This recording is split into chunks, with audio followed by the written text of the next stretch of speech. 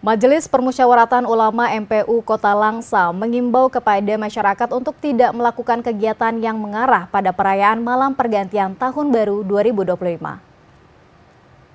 Majelis Permusyawaratan Ulama MPU Kota Langsa menghimbau masyarakat untuk tidak melakukan kegiatan yang mengarah pada perayaan Malam Pergantian Tahun Baru 2025. Pihaknya juga meminta para orang tua untuk mengawasi anak-anak mereka agar tidak terlibat dalam aktivitas yang melanggar aturan seperti meniup trompet, membakar petasan, balapan liar, atau menggelar pesta musik. Pemerintah Kota Langsa juga menegaskan larangan bagi pedagang untuk menjual petasan dan trompet, serta menghentikan total aktivitas tempat hiburan seperti karaoke. Bagi yang melanggar akan dikenakan sanksi sesuai peraturan perundang-undangan yang berlaku. Ketua MPU Kota Langsa Tengku Salahuddin Muhammad mengatakan, imbauan ini bertujuan untuk mencegah kerumunan, menjaga keamanan serta ketertiban umum. Sebagai gantinya, masyarakat dapat melakukan kegiatan positif seperti aktivitas sosial dan keagamaan yang dapat memberikan manfaat bagi sesama.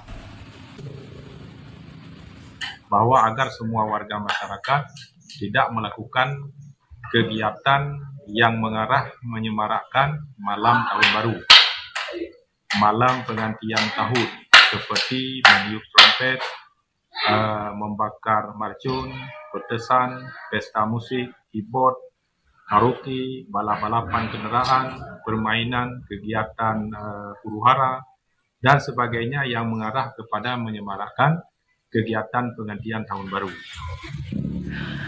Masyarakat diharapkan dapat memahami dan mematuhi himbauan ini demi menjaga keharmonisan dan keamanan bersama. Dari Langsa, Mulyadi, TVRI Aceh melaporkan.